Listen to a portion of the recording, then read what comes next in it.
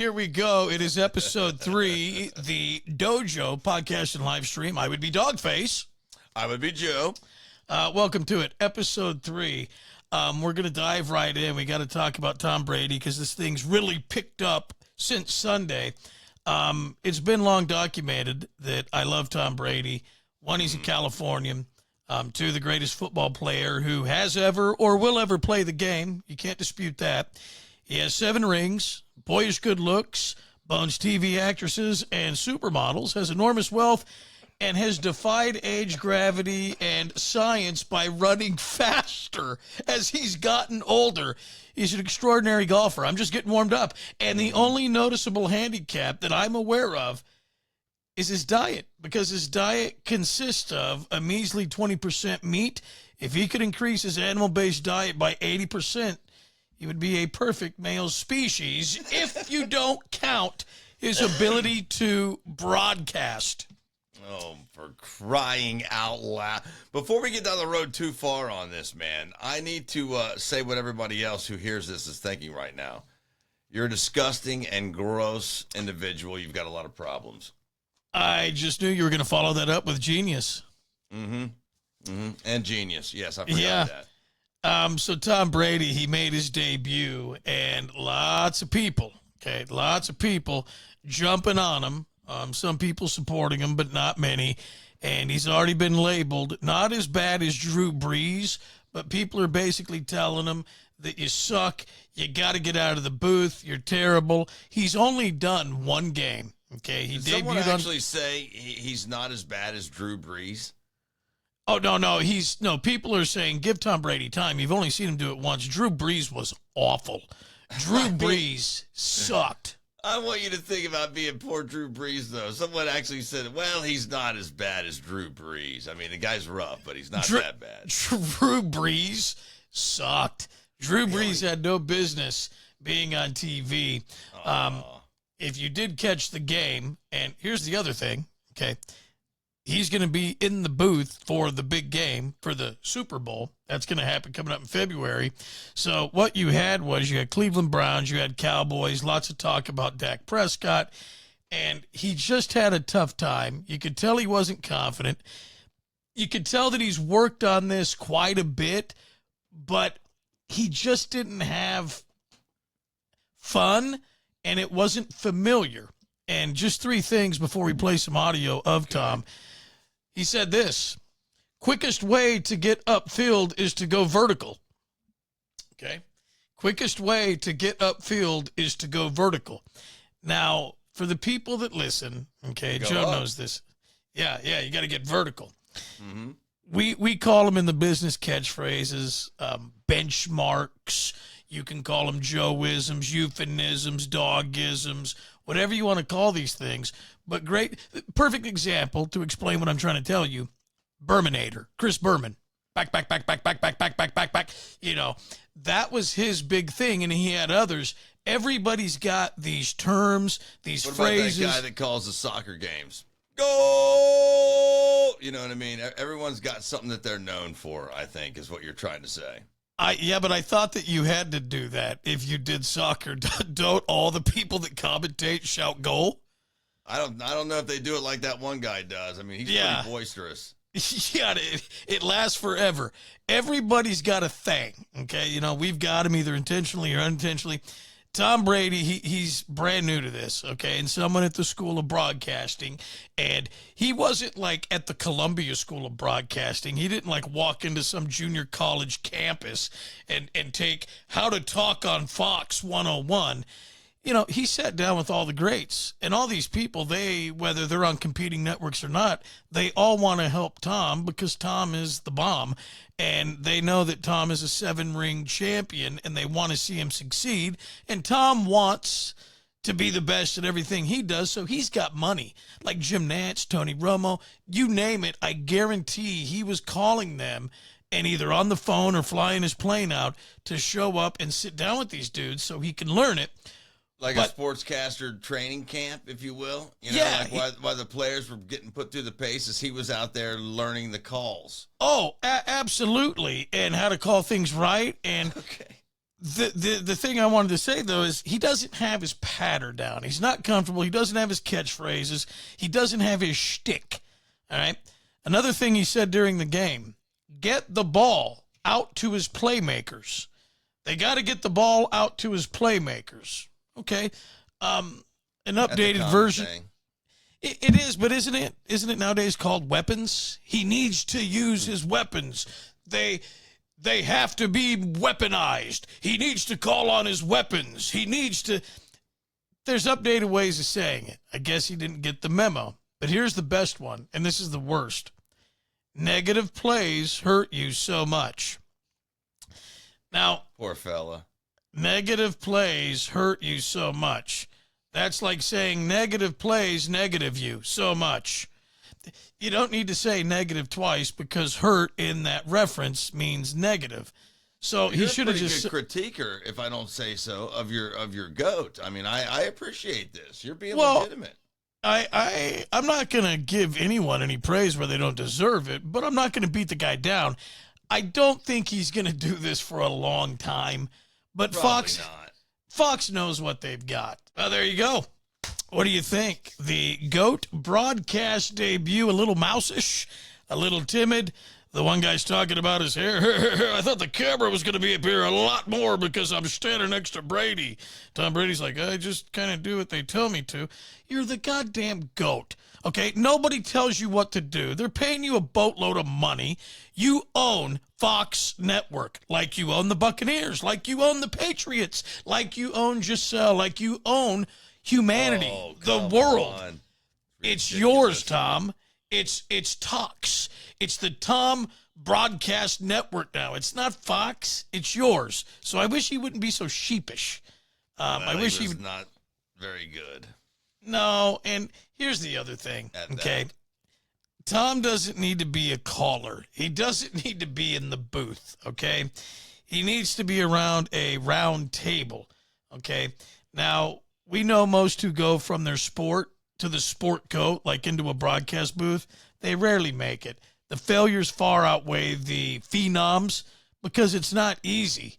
But to have the greatest of all time, just even standing there, like if they just showed the camera, hey, look, there's Tom Brady. He's in his blazer today for Game Day Sunday. Tom, smile and wave. That's a giant win for Fox, even if he does suck. And I don't think he's going to continue to suck. He's got to step it up, and he's not that kind of guy. He's not that talkable. I don't know if he'll fix it. I'm bored of this. Are you done? Are you done with your gut? Let's move on to something. I mean, the guy was not good at all. You've made a good point here. You've licked him up and down quite a few times. We got to move forward. Well, I would, but we have to talk about broadcast salaries now. We have to talk about if he's not that good. Why did Fox pay him more than any other broadcaster? Why is he making more money than Tony Romo, who everybody has said is really, really good? Tony Romo's pretty damn good. I'll give him that. I used to hate him. Tony Romo is 1,000,000 times better than what we just heard. Okay, but he's also done damn near 1,000,000 more games. He's got a lot more time under his belt, and even though I don't think Tom Brady is going to be as good when it's said and done, I'll give you that. No way, dude. No way what? No way, dude. He's not. No way will he be as good. Well, that's what I just said. I don't think so. It's just absolutely. Romo had this in the beginning. There was a little spark to him. There was a little charisma to him. Well, hold on. Chris Collinsworth is better than Tom Brady. Well, but Chris Collinsworth has done this for years. But Chris Collinsworth is one of my favorite people in the world, and I still don't think him to be that great of a broadcaster. And he's 3 times what we just heard right there. Well, sure, but he's done it for a long, long time. Brady's done one game, and that's what I'm saying. I don't think Brady's ever going to be a great caster. I just don't think so. But people got to get off him a little while. Let's see what he can do for the rest of the year. And the fact of the matter is he's Tom Brady.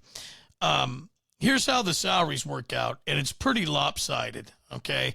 It's pretty damn crazy when you look at the money because Tom Brady, they call him the Fox lead analyst, $37.5 million.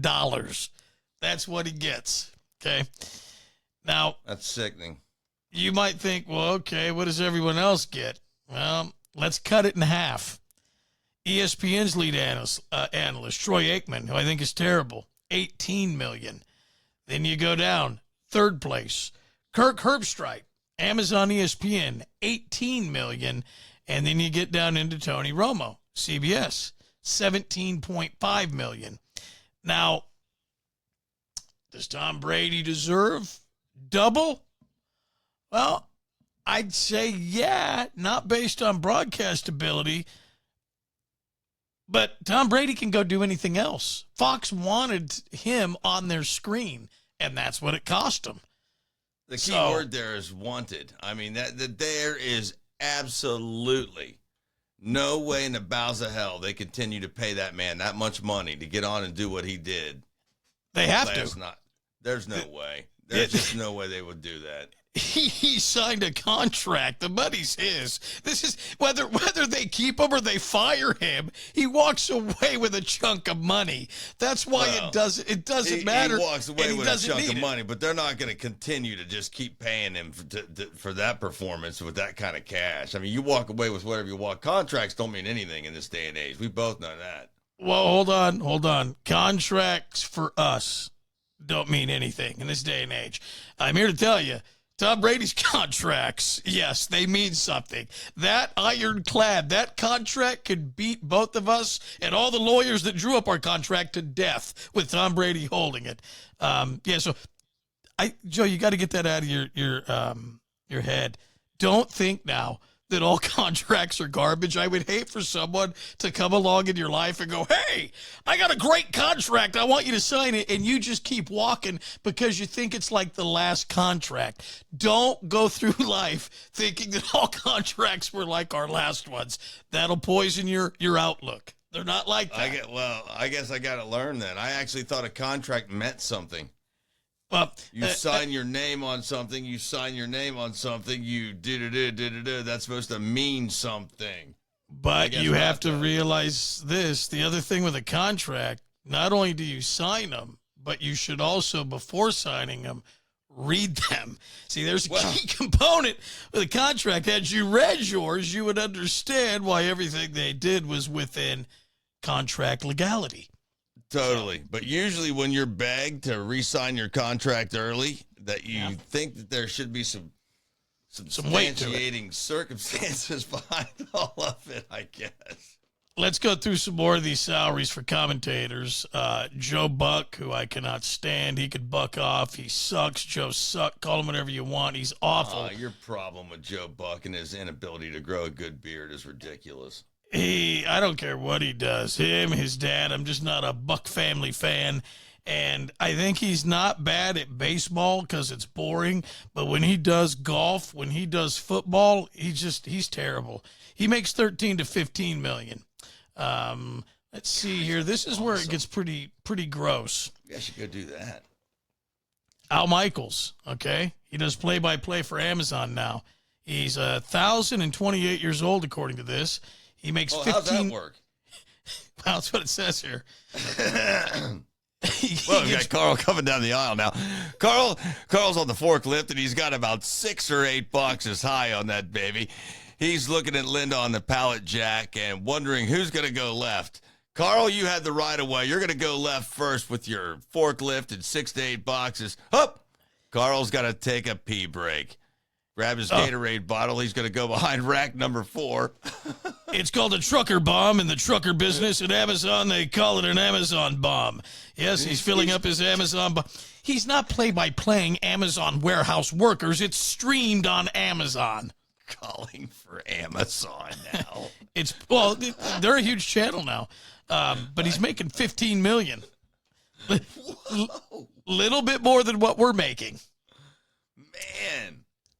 This is where it gets sad, though. Joe likes Chris Collinsworth. I'm not a big fan, but I do like Jim Nantz. Jim Nantz and Collinsworth. Okay, Collinsworth makes $12.4 million, and now Jim Nantz that calls golf, he calls football. I mean, he shows up for NCAA basketball. He does everything.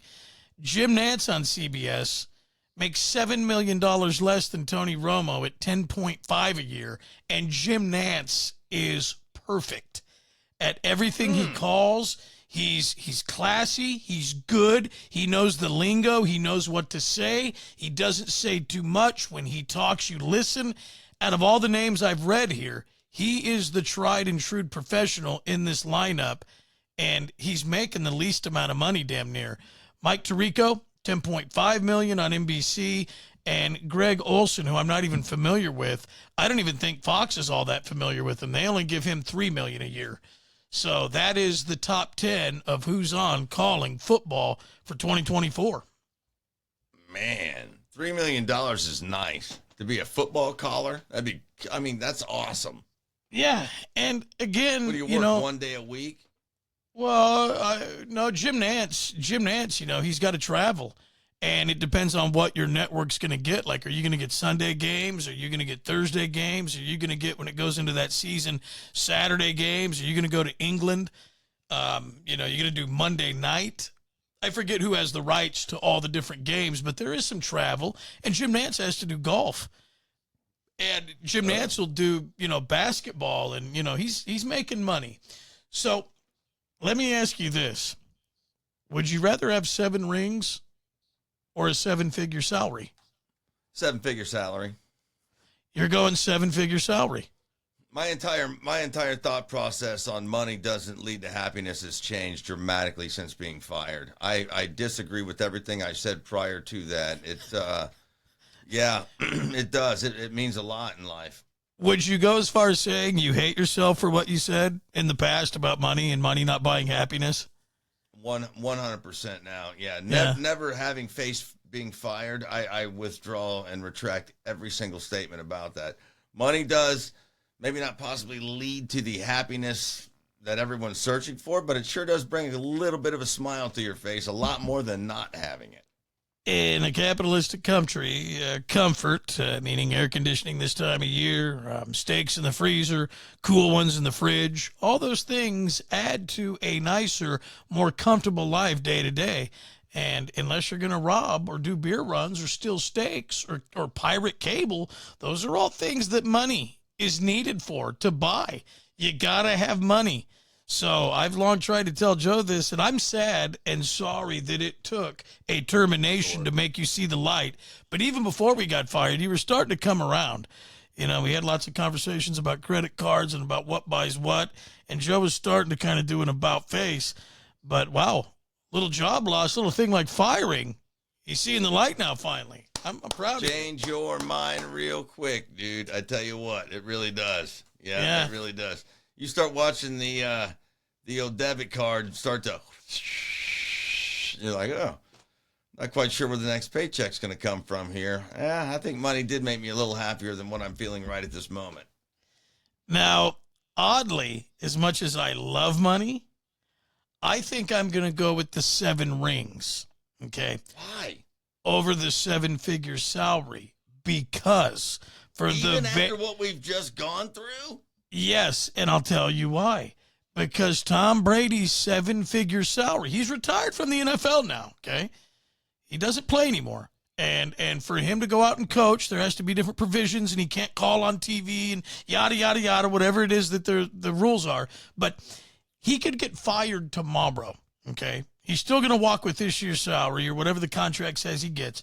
But he's got a contract, evidently. Well, whatever happens to his salary on Fox, that could go easily. And I know he doesn't need the money.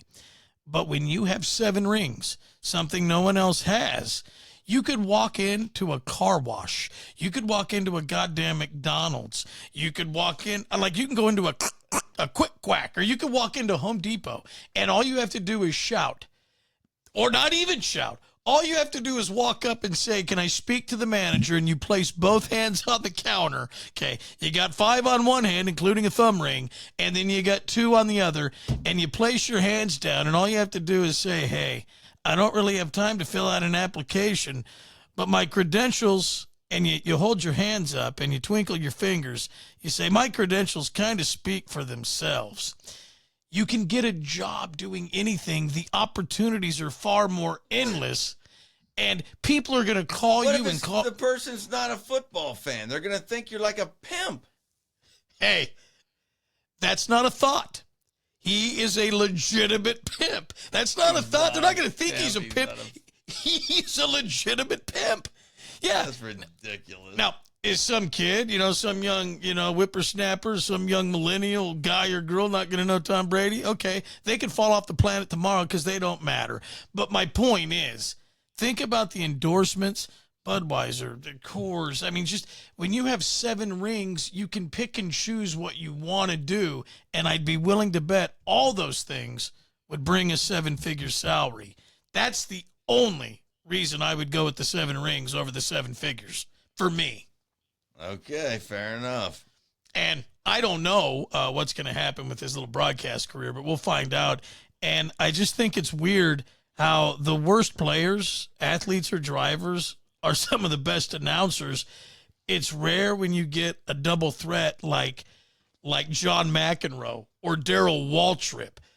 Championship, they had grand slams. Is Darrell Waltrip good at doing NASCAR or whatever?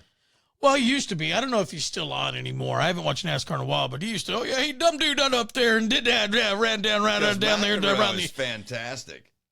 And McEnroe does a really good job. And, he's a Grand Slammer. He's a Wimbledon winner. Those two guys kind of break the mold. They were champions, and they were really, really good at what they did. And what then about went on Johnny to be. Weir? He was a champion. He was a fantastic figure skater caller for the Olympics. I used to make jokes about Joe loving Johnny Weir. In fact, there was a time at the meth lab, I believe I called you Joey Weir. And now we're together, and you're mentioning Johnny Weir. You're referencing him as a good caller. I want you to think about the progress and track that young fella made. I mean, he was arcing. He was arcing. And then he got a little weird or something happened to him. I forget what it was. I think one time he wore too much, whatever it was he was wearing at it was 2 Olympics ago. Whatever it was he did or said or wore, or he offended someone during that figure skating calling competition. And that was the end of it. They didn't have Johnny Weir back anymore after that. I don't know who it was that he upset, but he was skyrocketing. Yeah. Didn't he win his special skate off? I don't know. I was always just more of a fan of Yamaguchi's calling and Scott Hamilton. He really called a hell of a nice match. Tell me about it. I don't know a goddamn thing about Johnny Weir except that you now have confirmed what I used to joke about, which is your lust for him. I mean, yes, Johnny Weir. Johnny what a Weir. Great name, man. He'd show up and he had on like the boa with the fan behind his head. And you're like, what is this? He was wild, that cat, man. He really was. I don't know what he did, but he did something that must have pissed somebody off because he was all over those Winter Olympics for a long time. And then him and that blonde girl. I can't remember her name. Yeah. Before we move on, we got to talk about one more piece. This is pretty good, too. Over the weekend, Tyreek Hill, he's a Miami Dolphin now, and he was going to show up at the Hard Rock Stadium. The San Diego Chargers did win that game, and he did get a touchdown on that game. They were playing Jacksonville, but before the game, he's driving in, and they said he was going 60 miles an hour. I don't know what the speed limit was, but he's around the corner or almost in to the Hard Rock Stadium for his home game, and cops yank him out of his McLaren. He's got a tank top on, you could tell he's got I don't know what you call it, your jammies on, your underwear, because he's going to go into the stadium through the back door. He's either running a little late and he's going to go straight to pads, or he's going to throw a sport jacket on or something as he goes through the parking lot. But it looked like he was going to go straight from car underground, put on pads and helmet, and suit up for the game. So cops said he was driving recklessly. So he pulls over. I still don't know what he said or what shit that he was giving the cops, but they yank him out, they throw him down, and then you can see everybody slowing down to film the football player, Tyreek Hill, and he's face down, he's cuffed. And then what happened is they took him in, or were going to take him in, and then let him go. So they detained him, Don't know what he said, what happened. Then they let him go. He goes to the stadium. He scores a touchdown, gets a bunch of yardage, comes home, and then the Dade County Police, Miami-Dade, they said that the guy or people responsible for pulling over Tyreek Hill, they've been put on leave so they can investigate, because everybody saw this footage and they're like, whoa, they're so rough on Tyreek. I don't know if the cops knew they had Tyreek. I would think when you're hanging out on game day. How do you not know? I mean, yeah, he's very famous person. How would you not know it's how many other people are going to be driving something like that? One. Yeah, Two, he had a McLaren guy, 7. He gets out of the car and he's 5'0". You have to know who he is immediately. Yeah, and again, it's like, really? You're going to set up a speed trap, or you're going to look for a McLaren on game day down the street from the Hard Rock? You're going to go after your city's football team? Now, and I'm not saying that Tyreek Hill has a license to speed on game day because he's running late or whatever. No, but what could he have been doing to get himself put face down on the concrete, man? And that's what I'm trying to figure out. I haven't seen what was said, or if he's like, F you, I'm not taking a ticket. Don't you know who I don't know what was said. But they have been placed on administrative leave, and they're going to do a full investigation so they can show everyone the transparency of the office. And a lot of people are upset that Tyreek was thrown down. And then it was funny, though. He did a press conference when he was done, and people were like, yeah, hey, Tyreek, what happened before the game? And it was pretty funny. He said he wanted to be a cop someday. He said, I got a lot of respect for officers, and I don't know if he really addressed what happened, but he said, yeah, he goes, someday I want to be a cop. I want to be a cop. I love what cops do. So he kind of moved on and took his lumps. Dude, that guy is down the road. He is one of the biggest stars in the NFL. He might be one of the fastest human beings on the planet. You know what I mean? He don't care. Imagine trying to run from that guy. You're running from most of the chubby, cops that we see on these TV programs and whatever else, and they're tripping over their fences and their stupid nightsticks, and then you get Tyreek Hill. Oh, there ain't no way. Well, you'd be hammered. So, though, he didn't run. He didn't resist arrest. He didn't run. He just got, by all accounts, I think, lippy and gave the cops some static. But I know what you're saying. When he becomes a cop and you try to run from that dude, he just exits the squad car. He's on you in 3 steps. Hey, and I don't know how many people saw this. I just saw it online, and I don't know the guy's name. But Kansas City has replaced, finally, after 2 seasons, they've replaced Tyreek Hill with someone that I believe might be faster. No way. And he got 1 or 2 touchdowns last Sunday. He's the new KC star. Oh, yeah, no joke. He's a rookie. And he got 1 or 2 touchdowns his rookie game. I know he got 1. He might have gotten 2. But a lot of people are saying that he is the new or newest or best faster Tyreek Hill. Legitimate. I don't know the guy's name. Oh, you don't know his name? No, but look into him. He's fast as F. He's big. If he's younger, what Tyreek, he's been in for a couple years now. He's not, the youngest anymore, but dude, come on, that guy is incredible. Yeah, he really is. All right, that's enough football. And I don't want to spend a whole bunch of time on this, and I'm not going to get too crazy on this. This came into Facebook, and for everybody out there that has said little stuff, big questions, last night I went through and I tried to respond to a bunch of people. It's really tough. There's a lot of private messages. There's a lot of stuff on there and comments. It's hard to get through it all, guys. We're trying. It is, it's daunting. So with that, thank you. Don't think we're not reading it. We're seeing it. We just haven't responded yet. But we'll get there, though. I can promise you that. Definitely. Yeah, we will. And I'm not going to say who this came from because it came from a business account. And I'm not going to do the dirty work of outing a business because they have an opinion. I don't believe in that. I'm not going to go on and go, hey, don't shop there. Don't call them. That ain't my deal. And we haven't even been on the radio. What could we have done to upset somebody? Well, I'll read it. And this goes back to when we were. and they asked a question as to where we are now, how it applies. Okay, so just know, if you have a business, if you sell a product, and you want to bitch me or Joe out, or you want to say something that you hear that we said sucks, say it. Know this, okay? We're big enough not to go after your business. If you do people right and you do good business, we're not going to go after you because of your opinions of us or other things. Now, you're allowed to think, the opposite. Sure, yeah. I want entitled people to their opinion. I want people to comment, and isn't the thing, Joe? Isn't that I want this to be a safe space. I want people to know that this is a safe space.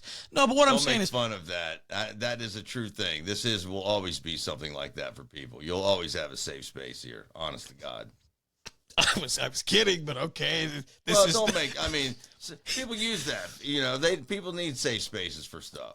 Okay, then we're going to change the name today. It's no longer the dojo. We're going to call it Dog and Joe's Safe Space.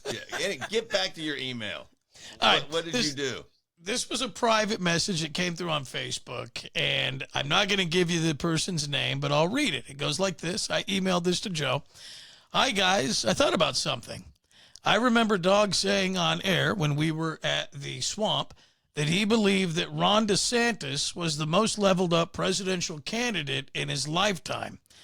I thought it was so absurd that I stopped listening for 2 weeks, but I intended to go back. It was different. Was what made this fella stop listening for 2 weeks? Well, I don't know if it's a guy or a girl. Yeah. I'm not clear on that because it's a business handle. They say it was different than you just saying that you liked him or you think that he should be a Republican candidate, etc. The way you said it about such a disgusting human being, it was so absurd that you could respect him in any way. But I respect the choice. I'm not listening to your show for politics, so you know. And so you know that was way too much info. Having to listen to you talk about thinking child abuse is a good way to raise a child, the way that you talk about gender roles, etc., they're all off-putting, but still we listen. I try not to judge, and I listened every day. I just couldn't go on after the DeSantis thing. Anyway, I bet that Disney's fight with him, meaning DeSantis, is why you guys got let go. I don't agree with you, but you shouldn't have lost your job for it. What do you think? Okay. You can jump in, comment, Joe, and comment, but let me just read what I wrote back. So I don't even remember you saying this. I remember you saying all the other stuff the person said, though. I mean, you do say all that kind of stuff a lot. What? Your roles on parenting and all that. I agree with her. I agree with this person on all that. You like to spank kids and all that. Okay, well, I addressed that here, and I didn't say that DeSantis was leveled up a whole bunch, but I said it quite a few times, and I still agree with it. He was the most leveled up candidate of my lifetime. So this is what I replied I probably remember you saying that. The most leveled up in my lifetime comment, whether you like him or me, is indisputable, even though every president since Nixon, including or excluding Clinton, Obama, and Trump, have served our military in one way or another. None have other distinctions, the distinctions that DeSantis has. Yale history BA, history teacher, Harvard law graduate, Naval JAG, served in Iraq, House of Representatives, then governor, all those things before age 46. Candidate or commander-in-chief, no one in my 52 years possessed those credentials. Okay, I'm done with the politics. You can argue, you can hate DeSantis, but there's the credentials, and they're all true. Now to this. Bush? What's that? What about George Bush? I mentioned him. He was in there. Yeah, but isn't he as leveled up as DeSantis? Not as educated. No, not as educated. I mean, Yale and Harvard, Naval JAG, serving the country, meaning militarily. No. I thought young Bush did serve. Hold on. Are you talking G-Dub or H-Dub? No, G-Dub, young one. No. He kind of did a little bit of, what did he do? Wasn't he an Air Force guy? No, I think he was more. He served in the military, but in a small part. He doesn't come from any accredited or esteemed universities either. And I also like the fact. I thought he went to one of the big Ivy Leagues, just like and was part of Skull and Bones and all that nonsense, like all the rest of them. No, and I think he was Nat Guard or served very lightly in the military. HW, Daddy Bush. Well, we all know what Daddy Bush did. He was CIA, and he was pretty leveled up too, but not as young as DeSantis. So, back to this. Okay, go ahead. Never once did I say child abuse is how I or anyone else should raise a child. No. He just believes in spanking. Wholeheartedly. Spanking and abusing are clearly defined and by me clearly understood. And this is the other part that I want people to understand, okay? Gender roles must exist. Even though I'm in a conventional and old-fashioned marriage, this is what I responded with, by the way, where the man goes, and then in parentheses I put, went to work. Gender roles could apply to a non-conventional relationship. And Joe, you know this. I used to always say this. I would more than gladly stay home, okay, if my wife wanted to go out and win the bread. People throw gender roles around like it's an offensive term or that it's something misogynistic. It's not gender roles. It's called role responsibility. And it's not happy wife, happy life. It's happy spouse, happy house, okay? That's how it goes. So meaning, if the wife is going to be the breadwinner, then I do agree that the dad or the husband should stay home and be role responsible. The piggish thing would be, wife goes to work all day, she wins the bread, he's out at the golf course playing golf all day, she comes home, there's no dinner, there's no laundry, he's drunk on the front lawn, okay? That's not what I'm talking about. So whether you want to call it you can see how this person may think that that's what you're talking about because I live my life that way.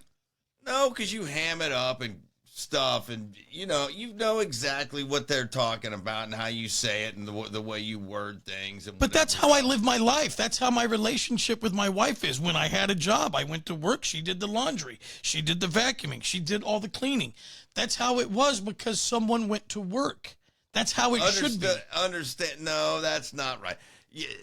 I've told you a million times that the whole reason that part of the reason I got divorced was because I didn't, I wasn't helping. There's a whole lot of stuff that both people can do together. And yes, I agree that you like your traditional gender roles, but there is no gender roles. Anyone can do the cook and anyone can do the clean. You can both work. One can work. It's just a team effort, really, is all it is. It is a team effort, but it's role responsibility. So if what I'm saying, though, is... Because I'm filling both gender roles right now and have been for about 7 years in my house. And when did you become a man? I'm working on it. Since I got fired, I've toughened up. You could easily do both. I think that you can. I know you can, but what I'm saying is if there's a breadwinner in the situation, I don't care if it's man or woman, whoever it is that's staying home, Why does the breadwinner not have to sweep, vacuum? Is the other person staying home?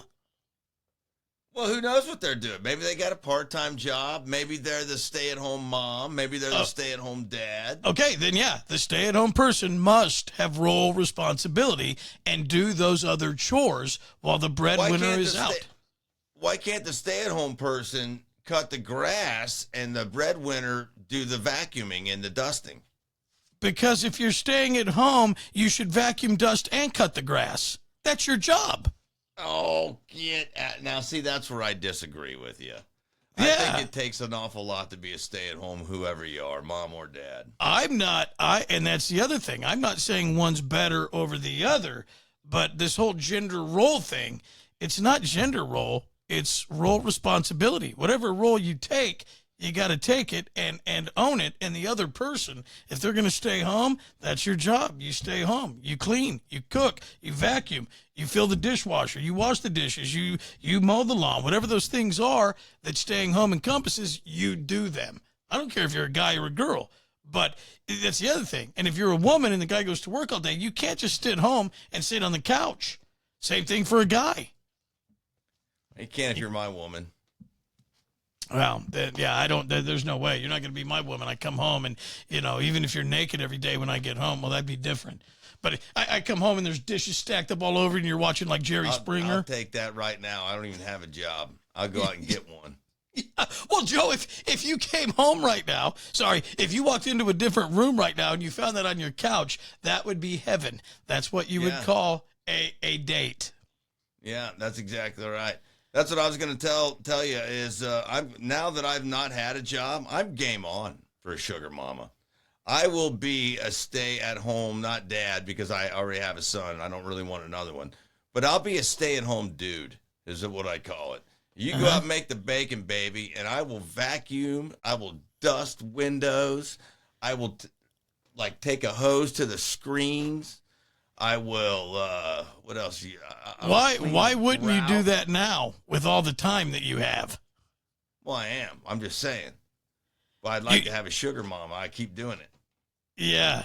Because I've been over your place. You've been hosing screens? Dude, I don't know. I'm walking circles in the tile on my floor over here right now. I'm about ready to hose screens. Yeah, I'm trimming trees. I'm doing things I would have never done before because I'm bored. Yeah, it sucks. Not working sucks. Let me just finish this up right here and answer the question. DeSantis and Disney had nothing to do with our termination, but the company and I rarely agreed with my content choices until we complied and did what they said. And then after we did that, well, then here we are doing the podcast. So I replied. Hopefully you heard the question that you asked answered, and if not, you can see it. It is on Facebook. It's a private message. I'm not going to do it public. But there you go. Well, role reversals. They still listened, That's what I appreciate about people. Like maybe the DeSantis thing chased them away, but I bet you if they find the podcast that this individual will listen again. Well, yeah, whether they do or they don't, I mean, it doesn't matter now. Whether you hate me or you hate him. Yeah, Joe's still here. Yeah. Out of these 3 days, we're on episode 3. It's the Dog and Joe Show podcast live stream. We have not done news. We got to do a little bit of news if you want to. And a couple of big things happened.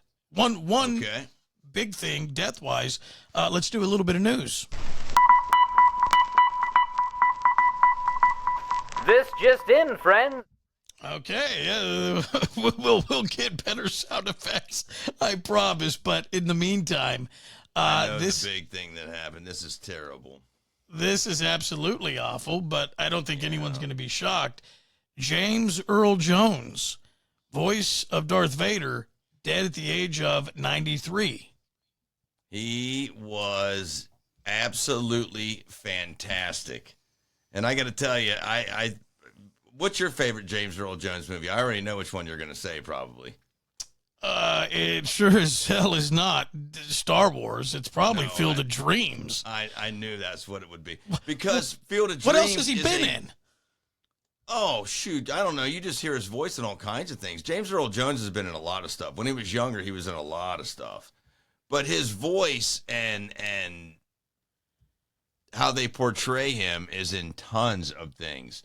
Oh, but sure. Even though he was Darth Vader, and an excellent Darth Vader, his role in Field of Dreams, while he was talking to Kevin Costner, that might have been the greatest movie he's ever done. That was a really, really good role for him in that movie, I think. I can't recall a lot of what he's done. I know there's a bunch of stuff that I'm missing. One of my favorite things was he was stalked by Sheldon in Big Bang Theory because he was the voice of Darth Vader. So, yeah, they had a couple episodes where he showed up and Sheldon stalked him. But, yeah, he was legendary. And again, oh, man. I know a lot of people love James Earl Jones and they love his voice, but I'm a Sam Elliott fan. So when I think about Sam Elliott, I get thirsty. I want a banquet. He's my guy, because I was never into Star Wars, but I know he's a legend. And 93, that was a good life. Yeah. Oh, that was the other one I was trying to go back through and look. The Lion King. He was the narrator for The Lion King. He was also he was the bad guy in Conan the Barbarian with Arnold. Remember, he was the dude that had the big snake, James Earl Jones, in the beginning. I have not seen that in a long time, but I don't know if I barely remember that. That was him? Yeah. He was the bad guy. Wow, I forgot he was the bad guy in Conan. You're right. Do you have?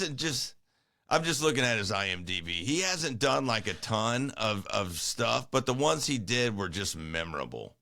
Yeah. And that's the thing too. He's kind of cult iconic. He didn't do a lot, and he didn't have to. It's like Darth Vader made him famous forever. Right. He'll always be famous because of Darth Vader. Yeah. Well, that's sad. 93 though, that's good. Hey, I won't get there. I won't get close to 93. Come on. To this, a patient in Missouri was hospitalized with bird flu despite having no known contact with animals. The CDC confirmed the positive case of the AH5 on Friday.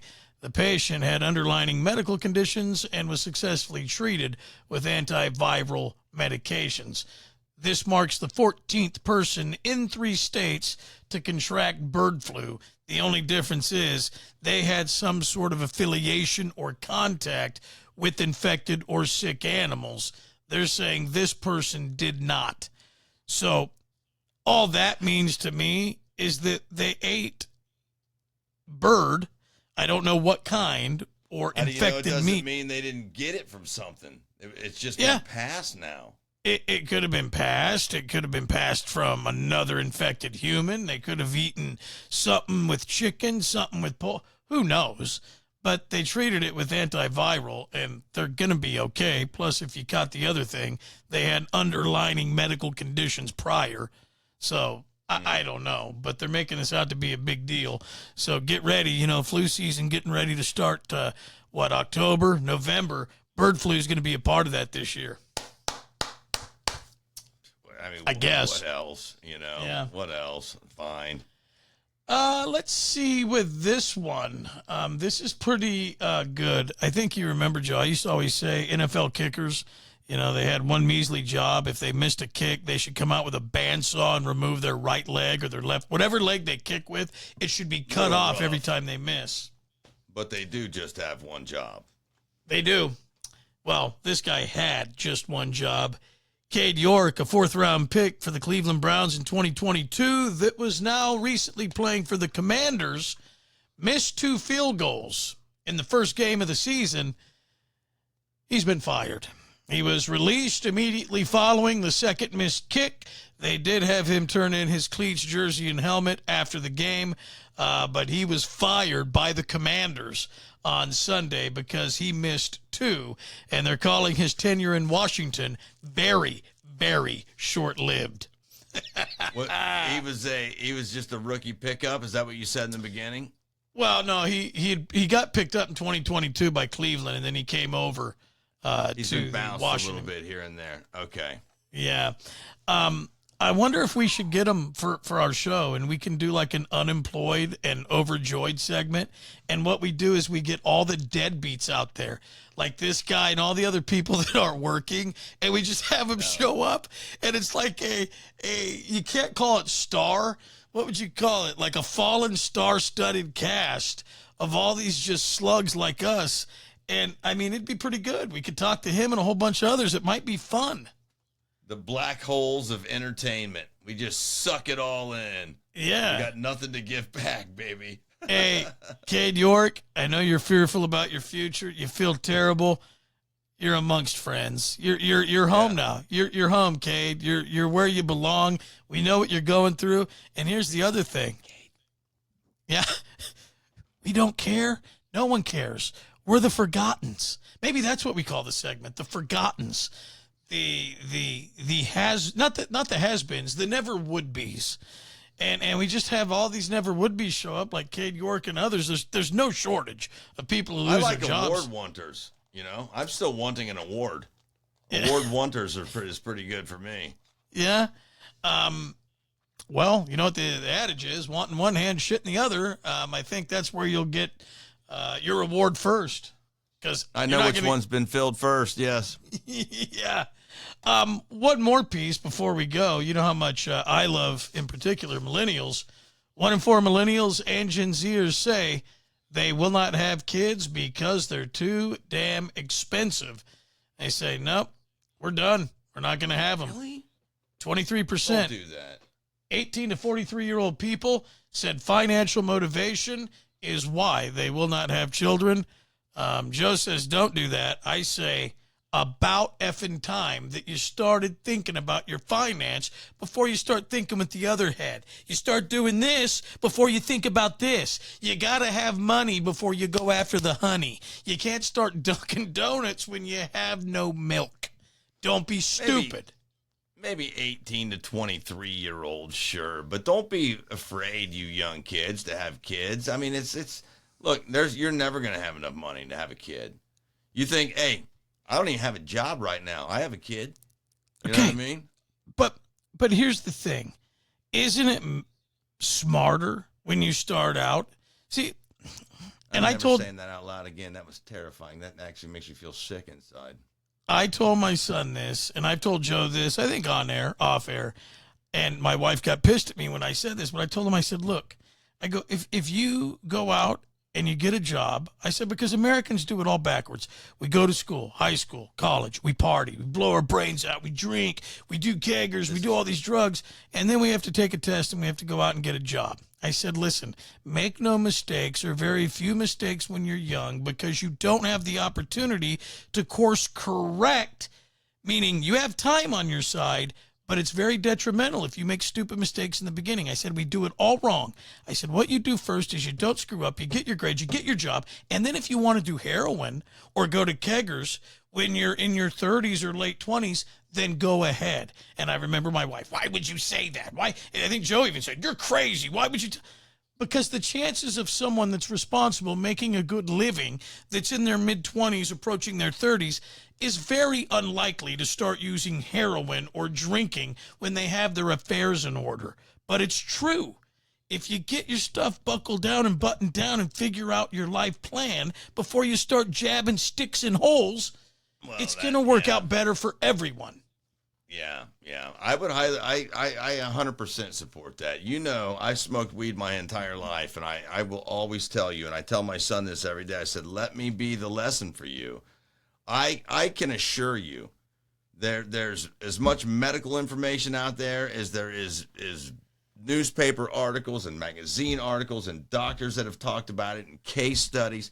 100% I can guarantee you that if you start smoking pot as a young person before your brain is done growing, it will affect the way your brain grows. I swear on my life that is the truth.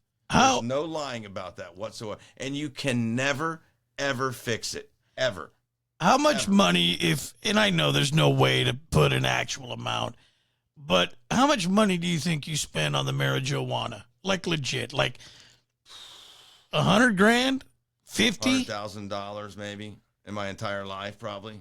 I know it's tough because I know you got a bunch for free, and I know that I know it's a hard thing to say, but I guess what I'm asking you is, do you wish now that you're your age that you had all the money you spent on the dope, or that you had the great time? Do I regret? No, I don't regret it. I don't, because that's obviously not why Emily, my ex-wife, and I got divorced. That had small bits to do with it, but a lot of people say, well, you smoked a lot of dope, that's why you got divorced. There was a whole combination of things. That was a small piece. Dog will tell you, she married me as a full-time pot smoker and knew every ounce of what she was getting into long before we got married. Full-time. No. Full-time means, in my opinion, full-time, the way you use it, is part-time. You were beyond full-time. You were lifetime. Yeah. I was lifetime. So she knew what she was doing. Did that have a play in it? Absolutely. But it most certainly had a play in whether Dog and I continued to work together, whether I stayed employed, whether my mother and father and my family and I continued to have a relationship, how good of a, father I was going to be to my son. It mattered all the way through because I was losing control of my shit. I was losing control of my life, and it was, spiraling out of control. So had I not quit, I would have wrecked my life. But do I regret the path that I took to get there? No, because it kind of defines and makes me who I am. And I can teach and I think help more people now because of it. I wish I still had my wife. Yeah, but I appreciate that's the only thing. The drug PSA, but you still, going back to this and Gen Z and millennials, you don't wish, let's just say, you could have the very same boy that you had almost 13 years ago, correct? He'll be 13? Yep. Yeah. No, he'll be 14. Oh, he'll be 14 this October. Okay. Yeah, in October. You can have the very same person, the same boy, but do you wish, for what you just talked about and what you went through with the divorce, do you wish you would have waited? Oh, yeah. Yeah. Yeah. If I would have waited, I might still be able to get high now. You know what I mean? And let me tell you something. When you get fired, you'd like to get high. I'm not going to lie about that. Even as someone who have you gotten high? No. Oh. No, I haven't gotten stoned yet. I have. It's like I told you the other day. Have I gotten drunk? A little bit that night. I was talking to you when I said I had myself two pretty heavy drinks. But I'm not going to turn to anything like that during this time. I'm not going to do that again. And if I was afraid that if I went out and blew my brains out with my neighbors next door, then I'm going to want to walk over there tonight and want to walk over there tomorrow. Yeah. You know what I mean? I don't want to do that again. And here's the big thing I've learned is, I enjoy, bourbons. I enjoy beers. I do like alcohol. But here's the thing. I don't need double trouble. Okay. Well, triple trouble. Unemployed. Okay. Driving getaway car from bank. Third, driving getaway car from bank drunk. I don't need all three of those things. 2 on my record, 3 on my conscience. If I'm going to rob a bank, I got to be sober. So I think that's where we got to stop this one right here is that's the one thing. Robbing a bank is bad, but if you're going to rob a bank drunk, that's worse because then they're going to hit you with a DUI. And I don't know what happens to a bank robbery felony when you're drunk. I think it's a lot worse. You remember how serious those dudes were in Heat, man. You showed up to one of those things and you were inebriated or messed up. They didn't tolerate it. Yeah. They would not handle that whatsoever. No. Yeah. That's episode 3. I'm Dog, he's Joe. Yeah, I think we're good. We've gone over an hour today on this third one. I think that's just plenty for me if you're good. I think so too. Should we bid him adieu? I think we bid him adieu. Okay. Thank you again for number 3. We really appreciate you guys hanging out. We have more to come and we'll start doing some live ones soon too. Enjoy the rest of your day or evening and night, whatever time you watch this. Thank you very much. Play nice.